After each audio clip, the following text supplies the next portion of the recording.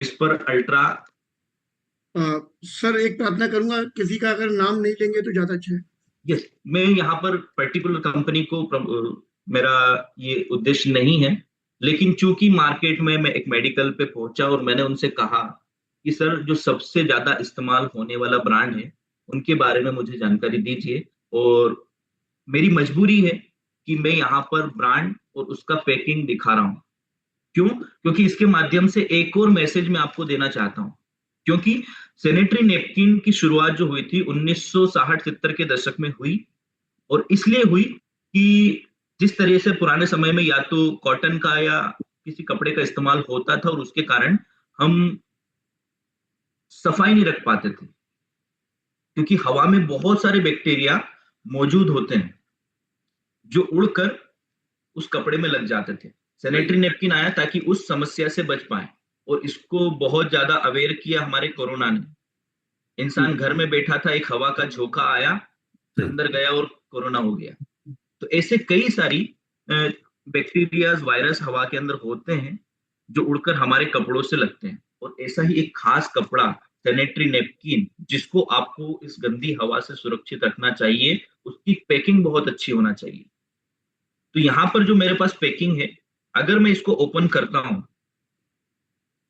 तो इसे दोबारा पैक करने के लिए मेरे पास कोई ऑप्शंस नहीं है। नहीं। ऐसे कई सारे मार्केट में उपलब्ध हैं। अब इस से चेक करने का तरीका क्या है, मैं कैसे इस बात का पता लगाऊं कि इसके अंदर डायक्सिन मटेरियल है या नहीं है? तो इसके लिए हम लोग क्या करते हैं, सबसे पहले इस पेड़ की ऊपरी लेयर को निकाल लेते हैं। सबसे ऊपरी लेयर जो हमारे शरीर के संपर्क में हो, टॉप मोस्ट लेयर को हम लोग बाहर कर लेते हैं।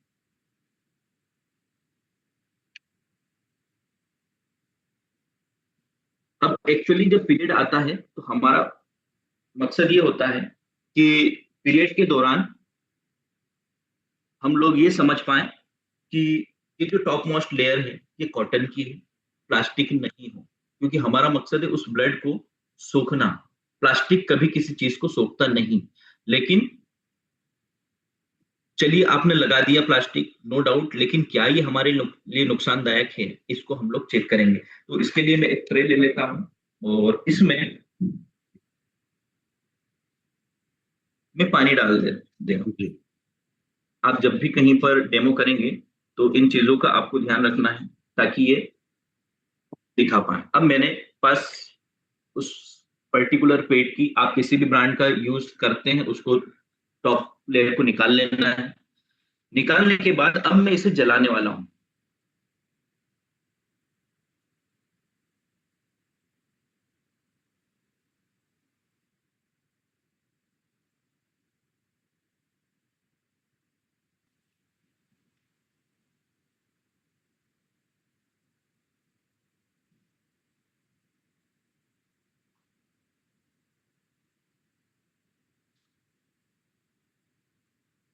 देखिए, पूरी तरह से ये सिकुड़ गया, जी। और साथ ही साथ जल के ये कुछ बूंदों में टपक गया, जो कि जम गई है। हम्म। जब भी आप अपने घर में इस तरह के डेमो को करेंगे तो आप ये पाएंगे कि हम जिस सैनिटरी नैपकिन का इस्तेमाल कर रहे हैं उसकी टॉप लेयर जो है वो प्लास्टिक मटेरियल से बनी हुई है। अब दूसरा, इसकी और लेयर की अगर हम बात करें तो इसमें कुछ कई सैनिटरी नैपकिन मैंने देखे हैं जहां पर जो है इस्तेमाल किया जाता है कॉटन के, लेकिन इस सैनिटरी नैपकिन के अंदर कुछ जेली वगैरह भरी हुई है। अब मैं इसको ले लेता हूँ। बीच में मैंने आप लोगों से एक सवाल किया था, वो मेरा सवाल था कि किसी महिला को 24 घंटे के अंदर कितनी ब्लीडिंग होती है, कितना ब्लड रिसाव होता है? क्या कोई इस बात का आंसर दे पाएगा? जी। 30 30 से से 50 70। एमएल के आसपास होना चाहिए नॉर्मल। किसी किसी को 70 एमएल के आसपास भी रहता है। एग्जैक्टली। अब ये एक खाली गिलास है जिसे मैंने लिया है, और वो चीज जो आपके शरीर से निकलने वाले ब्लड को एब्जॉर्व करेगी, सोखेगी, उसे भी मैंने मेरे हाथों में ले लिया। साथ ही ये एक कॉटन का कपड़ा भी इसके अंदर रखा हुआ है। अब मैं क्या कर रहा हूं, मेरे पास एक सिरिंज है जिसका 60 ml कैपेसिटी है। अब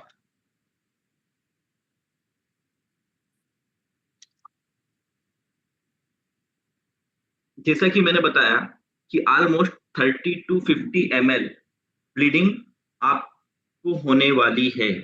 तो मैं क्या कर रहा हूं, ये जो लेयर है इसको और साथ ही साथ इस कॉटन के कपड़े को भी मैं इसके अंदर डाल देता हूं और आपके सामने ही मैं भर रहा हूं इस सिरिंज के अंदर।